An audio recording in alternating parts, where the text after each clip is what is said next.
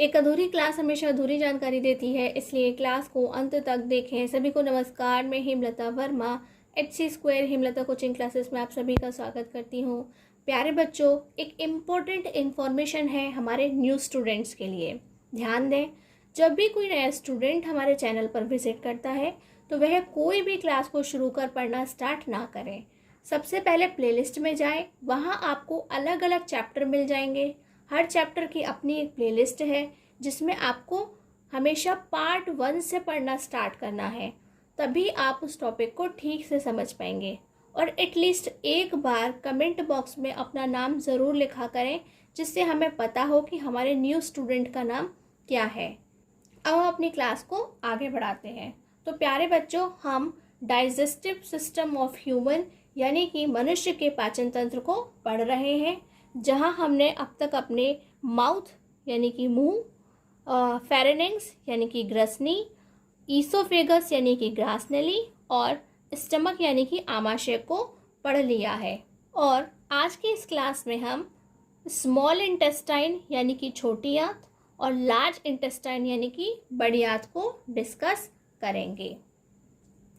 Hindi medium ध्यान दें कि जो छोटी आंत है उसे क्षुद्रांत भी कहते हैं और बड़ी आंत को बृहदांत्र भी कहते हैं। तो आपके सामने दोनों में से कोई भी नाम लिखा हो, आपको समझ जाना है कि हम छोटी आंत को या बड़ी आंत को पढ़ रहे हैं। तो प्यारे बच्चों, हम आपको इसकी कुछ बेसिक इन्फॉर्मेशन अभी बता देते हैं। यदि आप चाहें तो उसे नोट्स में ऐड कर सकते हैं।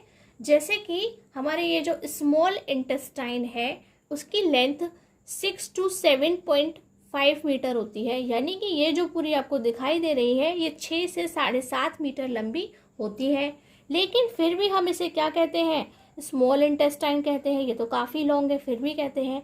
तो प्यारे बच्चों, इसका ये जो डायामीटर है यानी कि जो इसकी ये चौड़ाई आपको दिखाई दे रही है, व्यास दिखाई दे रहा है, ये बहुत कम होता है, इसलिए हम इसे स्मॉल इंटेस्टाइन कहते हैं। और प्यारे बच्चों, ये जो हमारी लार्ज इंटेस्टाइन है, ये पूरी हमारी लार्ज इंटेस्टाइन है यानी कि बड़ी आंत है। इसकी जो लेंथ होती है वह 1 to 1.5 मीटर होती है, यानी कि 1 से 1.5 मीटर तक ये लंबी होती है। तो आपने देखा कि ये जो हमारी छोटी आंत है उसकी तुलना में काफ़ी कम लंबी होती है। तो इतनी कम लंबी होने के बाद भी इसे लार्ज इंटेस्टाइन यानी कि बड़ी आंत क्यों कहते हैं? क्योंकि प्यारे बच्चों, इसका ये जो डायामीटर है, जो व्यास है, इसकी जो गोलाई है या फिर हम कहें चौड़ाई है, वह क्या है? काफ़ी ज़्यादा होती है, इसलिए इसे लार्ज इंटेस्टाइन या बड़ी आंत कहते हैं। तो प्यारे बच्चों, सबसे ज़्यादा काम हमारे स्मॉल इंटेस्टाइन यानी कि छोटी आंत में होता है। तो सबसे ज़्यादा इन्फॉर्मेशन आपको इसी टॉपिक से मिलने वाली है, इसलिए याद रहे कि हर एक लाइन एक क्वेश्चन बनाती है और ये टॉपिक काफ़ी डिटेल्ड होने वाला है। इसलिए स्मॉल इंटेस्टाइन छोटी आंत को हमने 5 पैराग्राफ्स में डिवाइड कर लिया है, जिससे आपको टुकड़ों में पढ़ने और याद करने में आसानी हो जाए। तो चलिए स्टार्ट करते हैं। स्मॉल इंटेस्टाइन छोटी आंत या क्षुद्रांत। From the stomach the food now enters the small intestine, यानी कि जो हमारा फूड है वह स्टमक से कहाँ एंटर कर रहा है? स्मॉल इंटेस्टाइन में एंटर कर रहा है। The exit of food from the stomach is regulated bye a sphincter muscle. तो प्यारे बच्चों, ये जो रेगुलेटेड, तो आपको पता होगा कि आपके घर में एक गैस सिलेंडर होता है, राइट? तो उसमें एक रेगुलेटर लगा होता है। जब इसे हम ऑन और ऑफ करते हैं तो हमारी जो गैस है यानी कि जो गैस की सप्लाई है वो उससे प्रभावित हो जाती है, यानी कि हम उसे ऑन करते हैं तो गैस की सप्लाई ऑन हो जाती है, ऑफ कर देते हैं तो वह ऑफ हो जाती है यानी कि बंद हो जाती है। तो ये जो हमारा यहाँ पे जो लिखा है रेगुलेटेड, तो ये जो हमारी स्फिंक्टर मसल है वह कैसी मसल है कि वह रेगुलेटेड होती है, यानी कि अकॉर्डिंग टू नीड वह ओपन और क्लोज होती रहती है। कहाँ से? जब स्टमक से क्या आता है? फूड जब स्टमक में से आता है, निकलता है, कहाँ जाने के लिए? स्मॉल इंटेस्टाइन में जाने के लिए। तो ये हमारी स्फिंक्टर मसल जो है वह उसे रेगुलेट करती रहती है, अकॉर्डिंग टू नीड ओपन और क्लोज होती रहती है, एक ऐसी मसल होती है। This is the longest part of the alimentary canal, यानी कि ये जो है हमारी एलिमेंट्री कैनाल का सबसे लॉन्ग पार्ट है। जैसे कि आप इसे देख भी सकते हैं कि ये कितनी है, 6 to 7.5 मीटर लॉन्ग होती है, यानी कि वाकई में बहुत बड़ा एक पार्ट होता है। Which is fitted into a compact space, और यह कैसे होती है, कॉम्पैक्ट स्पेस में फिक्स्ड होती है। तो ये प्यारे बच्चों कॉम्पैक्ट स्पेस क्या होता है कि जहाँ पर एकदम से पास में बिल्कुल एक दूसरे से चिपक कर सट करके बहुत अच्छे तरीके से मैनेज करके लगी हुई होती है, बिल्कुल क्लोजली पैक्ड, एक दूसरे के साथ में जुड़ी हुई होती है। ऐसा लगता है देखने में कि वह पूरी जुड़ी हुई डिज़ाइन जैसी है, बिकॉज ऑफ एक्सटेंसिव कॉइलिंग। तो प्यारे बच्चों एक्सटेंसिंग का मीनिंग क्या होता है, लार्ज इन अमाउंट, यानी कि बहुत बड़ी मात्रा में। और कॉइलिंग तो प्यारे बच्चों आपने मोर्टीन वाला कॉइल देखा होगा जो मच्छरों को भगाने के काम में आता है, तो आपने देखा है वह कुछ राउंड राउंड टाइप का होता है। तो ये जो है वह भी कैसी होती है, काफ़ी बड़ी होती है और राउंड राउंड टाइप होती है। इसीलिए हम इसे आसानी से क्या कर देते हैं, फिट कर देते हैं एक कॉम्पैक्ट स्पेस में। हिंदी में कहते हैं आमाशय से भोजन अब क्षुद्रांत में प्रवेश करता है। क्षुद्रांत यानी कि छोटी आंत में आता है। यह अवरोधनी पेशी द्वारा नियंत्रित होता है। तो प्यारे बच्चों जो हमने ऊपर स्फिंक्टर मसल पढ़ी थी, हिंदी में हम उसे अवरोधनी पेशी कहते हैं। क्या कहते हैं, अवरोधनी पेशी, यानी कि ये एक ऐसी पेशी होती है जो अपने आप खुलती और बंद होती है। कब हमारे भोजन को आमाशय से क्षुद्रांत यानी कि छोटी आंत में प्रवेश करना है, कितना प्रवेश करना है, उसी के हिसाब से ये खुलती है और बंद होती है, यानी कि इसे अपने कंट्रोल में रखती है, इसलिए लिखा है नियंत्रित होता है। छोटी आंत आहार नाल का सबसे लंबा भाग है। जैसे कि हमने बताया ये 6 से 7.5 मीटर तक लंबी होती है। अत्यधिक कुंडलित होने के कारण, अत्यधिक कुंडलित यानी कि कुंडलित मतलब वो गोल गोल जो कॉइल हम बता रहे थे आपको, उसे बोलते हैं हिंदी में कुंडलित होना। ठीक है, अत्यधिक कुंडलित होने के कारण यह सन्हत स्थान में अवस्थित होती है। सन्हत स्थान यानी कि कॉम्पैक्ट स्पेस, यानी कि कैसा स्पेस, जहाँ पर वह पास साफ सुथरे तरीके से बहुत अच्छे से मैनेज करके एक फिक्स्ड जगह के अंदर, छोटी सी जगह में भी बहुत अच्छे से लगी हुई होती है। हम उसे कहते हैं सन्हत स्थान हिंदी में, और इंग्लिश में कहते हैं compact space. The length of the small intestine differs in various animals, यानी कि अलग अलग एनिमल्स के अंदर आपको जो स्मॉल इंटेस्टाइन है उसकी लेंथ अलग अलग देखने को मिलती है। डिपेंडिंग ऑन द फूड दे ईट, निर्भर करता है इस बात पर कि वह किस टाइप का खाना खाते हैं, यानी कि भोजन ग्रहण करते हैं।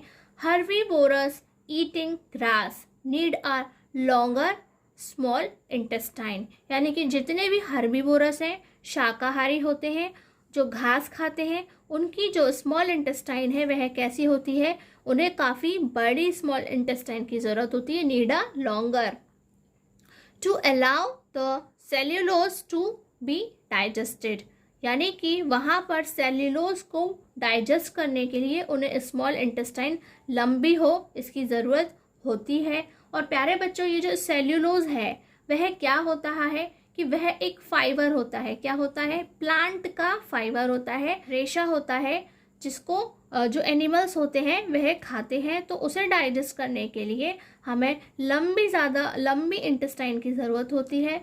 और meat is easier to digest, और जो मीट होता है वह कैसा होता है, ईजी डाइजेस्टिव होता है। इसलिए hence carnivores like tigers have a shorten small intestine, तो जो हमारा मीट है उसे डाइजेस्ट करना बहुत आसान होता है।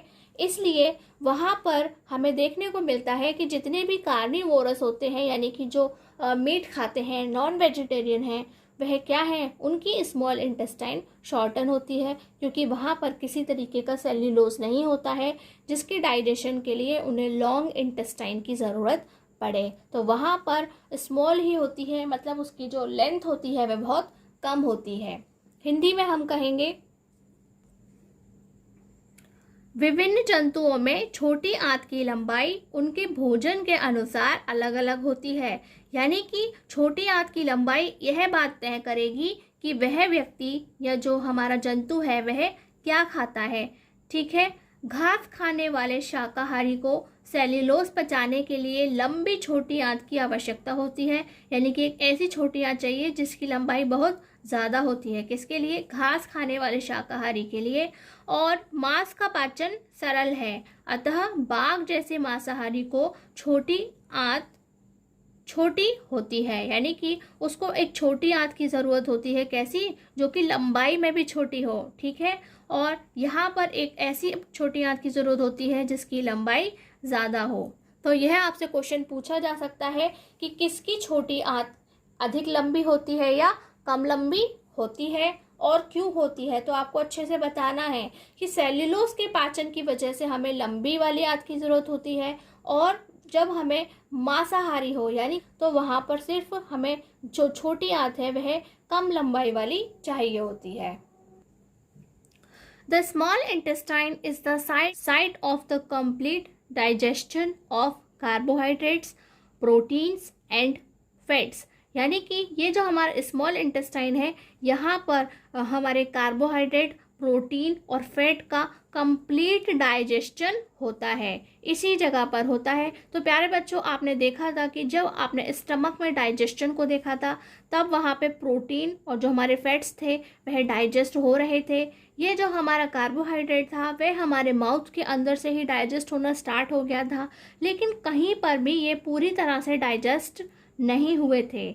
और इसका इसीलिए कंप्लीट जो डाइजेशन है वह कहाँ हुआ? वह हमारे स्मॉल इंटेस्टाइन में होता है। This requires bile juice from the liver, यानी कि इसके कंप्लीट डाइजेशन के लिए हमें क्या चाहिए? हमें बाइल जूस चाहिए। कहाँ मिलता है ये लिवर से हमें मिलता है। Trypsin and lipase enzymes from the pancreas. और हमें इसके अलावा जो हमारे ट्रिप्सिन और लाइपेज नाम के जो एंजाइम्स हैं वह कहाँ से मिलते हैं?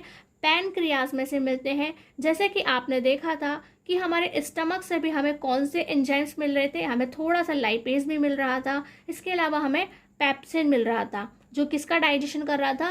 प्रोटीन का डाइजेशन कर रहा था। फिर वह अगेन हमें कहाँ से मिले? पैनक्रियास से मिले। As well as juice from the intestine. और उसके साथ साथ हमें एक और जूस मिलता है। कहाँ से मिलता है? इंटेस्टाइन से, यानी कि स्मॉल इंटेस्टाइन से भी एक जूस निकलता है। तो ये सारे जो आपको जूसेस मिले, यानी कि बाइल जूस मिला, एंजाइम्स में हमें ट्रिप्सिन और लाइपेज मिला, और हमारे जो स्मॉल इंटेस्टाइन है वहाँ से इंटेस्टाइन वाला जूस मिला, वह सभी आपस में क्या होंगे? जब तक इकट्ठे नहीं होंगे वहाँ पर हमारा कंप्लीट डाइजेशन नहीं होता है। The muscles of the small intestine mix food with digestive juices from the pancreas, liver and intestine and push the mixture forward for further digestion। यानी कि आपने देखा कि वह सारे जूसेस कहाँ थे? वह सारे जूसेस इकट्ठे हुए पैनक्रियास से, लिवर से और इंटेस्टाइन से, और उन्होंने क्या करा कि वह जो हमारे इंटेस्टाइन की जो मसल्स थी उसने उन्हें क्या कर दिया? मिक्स कर दिया, फूड के साथ में मिक्स कर दिया। और उसके बाद क्या हुआ कि उन्होंने उसको अपने उस मिक्सचर को काम पे लगा दिया, जिससे कि जो हमारा डाइजेशन है वह कंप्लीट हो जाए। छोटी आंत कार्बोहाइड्रेट, प्रोटीन तथा वसा के पूर्ण पाचन का स्थल है। ठीक है, तो यहाँ जो हमारा पूरा डाइजेशन है यानी कि पाचन है किस किस का? कार्बोहाइड्रेट, प्रोटीन और वसा का, इसी जगह पर होता है। लेकिन ये स्टार्ट कहाँ से हो गया था? जो कार्बोहाइड्रेट है उसका पाचन हमारे मुंह से ही शुरू हो जाता है। प्रोटीन और जो वसा का पाचन है वह कहाँ से शुरू हो जाता है? तो हम कहेंगे हमारे आमाशय से ही शुरू हो जाता है। लेकिन उसका पूरा काम कहाँ खत्म होता है? हमारी छोटी आंत में। इस कार्य के लिए यकृत से पित्तरस, ठीक है, यकृत से पित्तरस, यकृत जानते हैं बेटा, हम उसे इंग्लिश में लिवर कहते हैं और हिंदी में यकृत के अलावा हम उसे जिगर भी कहते हैं। तो यकृत से पित्तरस तथा अग्नाशय से ट्रिप्सिन और लाइपेज एंजाइमों की आवश्यकता होती है। तो आपने देखा कि जैसे आमाशय के अंदर क्या मिल रहा था? थोड़ा सा लाइपेज मिल रहा था और हमें पेप्सिन मिल रहा था। इसी तरह से अग्नाशय हमें क्या दे रहे हैं? ट्रिप्सिन और लाइपेज दे रहे हैं। और उसके साथ साथ छोटी आंत से हमें आंत्र रस भी की आवश्यकता होती है, यानी कि सारी चीज़ें, हमारा पित्तरस और हमारा ट्रिप्सिन, हमारा लाइपेज और उसके अलावा हमारा जो आंत्र रस है, वह सभी हमारी मदद करते हैं। तो छोटी आंत की मांसपेशियां अग्नाशय, यकृत और आंत के पाचक रसों के साथ भोजन को मिलाती है, यानी जितने भी जूसेस थे वह हमारे फूड के साथ में मिल गए हैं। कैसा फूड? जो आमाशय से आया है, और मिश्रित भोजन को पाचन के लिए आगे बढ़ाती है, यानी कि वह अपने आगे के प्रोसेस में जुट जाती है जिससे कि उसका पूरा डाइजेशन हो जाए। The inner lining of the small intestine has numbers finger like projections called villi. तो प्यारे बच्चों, पहले ये समझिए कि ये जो लाइनिंग है वह क्या है। ठीक है, इनर लाइनिंग क्या है, और हिंदी में भी हम अभी एक साथ बता देते हैं कि यहाँ पे लिखा है आंतरिक आस्तर। तो प्यारे बच्चों, आपने से आस्तर तो नहीं सुना है लेकिन अस्तर ज़रूर सुना है। ठीक है, तो ये क्या है? जैसे कि आपने देखा है कि जब फीमेल्स वगैरह अपने कपड़े बनवाती हैं और वे कपड़े काफ़ी हल्के क्वालिटी के होते हैं, तो वह वहाँ पर अंदर एक और उसमें कपड़ा लगवा लेती हैं, जिसे क्या कहते हैं? इंग्लिश में हम लाइनिंग कहते हैं, और हिंदी में हम उसे आस्तर तो नहीं लेकिन अस्तर ज़रूर कहते हैं। ठीक है, आम बोलचाल भाषा में लोग उसे अस्तर कहते हैं। तो इसी तरह से ये जो हमारे स्मॉल इंटेस्टाइन है, छोटी आंत है, उसके अंदर क्या लगी होती है? एक लाइनिंग लगी होती है, यानी कि वहाँ पे एक और लेयर होती है पतली सी, जिसे हम इनर लाइनिंग कह रहे हैं। Has numbers finger like projection called villi. तो वहाँ पर कुछ उंगली जैसी दिखाई देने वाली, फिंगर लाइक प्रोजेक्शंस यानी कि उंगलियों जैसी दिखाई देने वाली, और नंबरस यानी कि बहुत ज़्यादा नंबर्स में, यानी कि बहुत ज़्यादा गिनती में, बहुत ज़्यादा मात्रा में ऐसी उंगली वाले जो चित्र हैं या फिर जो फिगर है वह आपको दिखाई देता है, जिसे हम विली कहते हैं। तो प्यारे बच्चों, मैं आपको समझाने की कोशिश करती हूँ कि वह किस तरह से। मान लीजिए ये हमारी एक स्मॉल इंटेस्टाइन है। ठीक है, यह भी उसी की तरह राउंड राउंड है जैसे आपको दिखाई दे रही है। तो उसके जो इनर पार्ट है, यानी कि ये जो हमारे इसके अंदर का पोर्शन है, उस अंदर के पोर्शन के अंदर वहाँ पर कुछ फिंगर लाइक स्ट्रक्चर, यानी कि आपको कुछ ऐसी उंगलियों जैसे पोर्शन दिखाई देते हैं।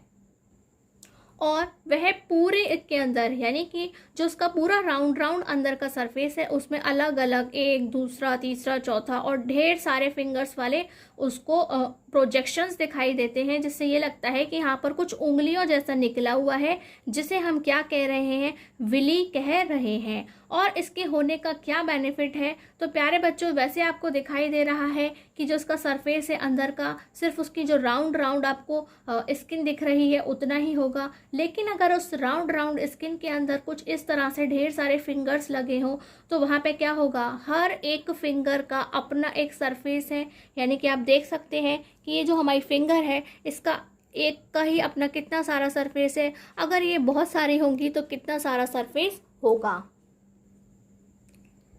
तो ये जो हमारा फिंगर लाइक प्रोजेक्शन है, उसे हम क्या कहते हैं? विली कहते हैं। विच increases the surface area for absorption. तो वहाँ पे क्या हो रहा है? अवशोषण के लिए, एब्जॉर्प्शन यानी कि सोखने के लिए। किस चीज़ को सोखेगी? जो हमारा न्यूट्रिशन होगा, यहाँ से ही तो हमें सारा न्यूट्रिशन मिलने वाला है, क्योंकि यहाँ पे क्या होने वाला है? कंप्लीट डाइजेशन होने वाला है, इसलिए वहाँ से हमें सारा एब्जॉर्ब करके क्या मिलेंगे? हमारे जो भी पोषक तत्व हैं, न्यूट्रिएंट्स हैं, वह मिलने वाले हैं। तो उसके लिए उसका एरिया बढ़ जाता है एब्जॉर्ब करने का। मान लीजिए ये जो है, ये हमारे, फिर से बताते हैं कि ये जो स्मॉल इंटेस्टाइन है, अगर मैं इसको किसी के अंदर सोक करती हूँ जिससे कि ये कुछ एब्जॉर्ब कर ले, जैसे मान लीजिए कि मैंने इसे वाटर के अंदर डाल दिया, तो ये कितना वाटर को एब्जॉर्ब कर पाएगी? अगर इसकी कैपेसिटी होगी, हालांकि पैन एब्जॉर्प्शन का काम नहीं करता है, फिर भी यह क्या होगा? इसकी जितनी भी स्किन है उसके ऊपर यह मतलब अपने वाटर को सोख लेगी। लेकिन अगर उस पूरी स्किन के ऊपर बहुत सारे फिंगर लाइक प्रोजेक्शंस निकल आए, यानी कि इस तरह से कुछ उंगली जैसे चित्र पूरे में लगे हों, तो क्या होंगे? वह सारी उंगली जैसे जो आपको संरचना दिखाई दे रही है, स्ट्रक्चर दिखाई दे रहा है, वह सेपरेटली अलग अलग फिंगर कितना सारा एब्जॉर्प्शन कर लेगी। इसी तरह से ये कह रहे हैं कि इनका जो एरिया है, सरफेस एरिया जो है, वह इंक्रीज हो जाता है। किस काम के लिए? एब्जॉर्प्शन के काम के लिए। The walls of the small intestine absorb water. और ये जो हमारे स्मॉल इंटेस्टाइन है उनकी जो दीवारें हैं, वॉल है, वह क्या कर रही हैं, वाटर को एब्जॉर्ब कर रही हैं, यानी कि अपने अंदर सोख ले रही हैं। And the digested nutrients go into blood streams, और जो भी उन्होंने डाइजेस्टेड किया है न्यूट्रिएंट्स को, वह सब कहाँ चले जाते हैं, ब्लड में चले जाते हैं। यानी कि ब्लड स्ट्रीम्स क्या होती हैं, जो हमारा खून बह रहा है शरीर के अंदर, वह वहाँ पर उसमें मिक्स हो जाता है, जिससे वह पूरे शरीर में न्यूट्रिएंट्स को पहुँचा सके। हिंदी में हम कहेंगे, छोटी आंत के आंतरिक अस्तर पर अनेक उंगली जैसे प्रवर्ध होते हैं। प्रवर्ध यानी कि प्रोजेक्शंस, यानी कि वैसे स्ट्रक्चर हमें दिखाई देते हैं जिन्हें हम दीर्घ रोम, विली को हम हिंदी में क्या कहते हैं, दीर्घ रोम कहते हैं। जैसे आप जानते हैं कि जो रोम होते हैं क्या होते हैं, छोटे छोटे से कुछ आपको बाल जैसे दिखाई देते हैं, उन्हें हम रोम कहते हैं। लेकिन यह आपको कुछ लंबे लंबे, दीर्घ मतलब लंबे लंबे बड़े बड़े बाल जैसे दिखाई देते हैं, जिन्हें हम क्या कह रहे हैं, फिंगर लाइक प्रोजेक्शन, और हम उन्हें अंगुली जैसे प्रवर्ध यानी कि अंगुली जैसी संरचना कह रहे हैं। हिंदी में उसे दीर्घ रोम और इंग्लिश में विली कहते हैं। ये अवशोषण का सतही क्षेत्रफल बढ़ा देती हैं। तो हमने प्यारे बच्चों अभी आपको ऊपर बताया अच्छे से कि किस तरह से अपने जो सतह है उसे बढ़ा देते हैं कि ये जो सिर्फ इतना सा है वह ज़्यादा एब्जॉर्ब नहीं कर पाएगा, लेकिन उसी के अंदर अगर बहुत सारे इस तरह से दीर्घ रोम निकले हुए होंगे तो वह भी क्या करेंगे, बहुत सारा एब्जॉर्प्शन का काम करेंगे। छोटी आंत की दीवारें जल को सोख लेती हैं, यानी कि जो हमारे स्मॉल इंटेस्टाइन है उसकी दीवारें जल को सोख लेती हैं, अपने अंदर एब्जॉर्ब कर लेती हैं, यानी कि अवशोषण कर लेती हैं, तथा पचे हुए पोषक तत्वों को रक्त धाराएं ले जाती हैं, यानी कि जो ब्लड स्ट्रीम्स हैं, जो शरीर के अंदर खून बह रहा है वह उसके अंदर चली जाती हैं। तो प्यारे बच्चों, लास्ट क्लास में हमने बोला था कि और भी कई चीज़ें होती हैं जिनका डाइजेशन होता है। तो इसी तरह से हमारी बॉडी में क्या होते हैं, वाइटामिन्स होते हैं। जैसे हम फ्रूट्स खाते हैं, उन फ्रूट्स से हमें बहुत सारे वाइटामिन मिलते हैं। जैसे हम मिल्क लेते हैं, उससे भी हमें वाइटामिन मिलता है। तो ये जो हमारे वाइटामिन है, और वाइटामिन से याद आया कि ये जो हमारा हिंदी में लिखा हुआ विटामिन है उसके 3 प्रोनाउंसिएशन होते हैं, और वो 3 आर करेक्ट, वह सभी सही होते हैं। जैसे कि आप अगर उसे विटामिन पढ़ते हैं वह तब भी सही है, विटामिन पढ़ते हैं तब भी सही है, और अगर आप उसे विटामिन पढ़ते हैं तब भी सही है। तो आप कोई सा भी उसे किसी भी तरीके से आप उसे प्रोनाउंस कर सकते हैं, उसमें कोई प्रॉब्लम की बात नहीं है। तो वहाँ से क्या है कि वह जितने भी न्यूट्रिएंट्स हैं वह ब्लड स्ट्रीम्स के साथ में, यानी कि रक्त धाराओं के साथ में पूरे शरीर में चले जाते हैं। The villi are richly supplied with blood vessels, यानी कि ये जो हमारा विली है, फिंगर लाइक प्रोजेक्शन है, वह क्या है, रिचली सप्लाइड, यानी कि बहुत ज़्यादा मात्रा में उसके अंदर क्या होती है, ब्लड वेसल्स होती हैं, यानी कि रक्त नलियाँ होती हैं या रक्त वाहिका होती हैं जिनके अंदर ब्लड भरा होता है। Which take the absorbed food, वह क्या करती हैं, जो हमने फूड को एब्जॉर्ब किया है उसे ले लेती हैं। किस लिए लेती हैं, food to each and every cell of the body, यानी कि पूरे शरीर के अंदर हर एक सेल को वह खाना पहुंचाने के लिए उसे ले लेती हैं। Where it is utilised for obtaining energy, और वह किस काम में आता है, एनर्जी लेने के लिए। वह हम उसे यूटिलाइज कैसे कर रहे हैं, यानी कि उसका उपयोग क्या है, इसका इस्तेमाल क्या है, कि उससे हमें एनर्जी मिलती है। बिल्डिंग अप न्यू टिश्यूज़, और उससे वहाँ पर न्यू टिश्यूज़ बनते हैं। तो प्यारे बच्चों, आपको अच्छे से पता है, 9th क्लास में पढ़ लिया आप लोगों ने कि जो टिश्यू होते हैं वह क्या होते हैं, ये बहुत सारे सेल्स से मिलकर के बने हुए होते हैं। जो हमारे अलग अलग बॉडी पार्ट होते हैं उनके टिश्यूज़ अलग अलग होते हैं, क्योंकि उनके सेल्स भी अलग अलग होते हैं। तो प्यारे बच्चों, and repair for the old tissues, प्यारे बच्चों यहाँ पे आपको द नहीं लिखना है, and repair of old tissues, और इसके साथ साथ जो पुराने टिश्यूज़ हैं जिनको किसी तरीके का हार्म हुआ है, नुकसान पहुंचा है, वो बीमार हो गए हैं, ख़राब हो गए हैं, टूट फूट हो रही है, उनको रिपेयर करने का काम करता है।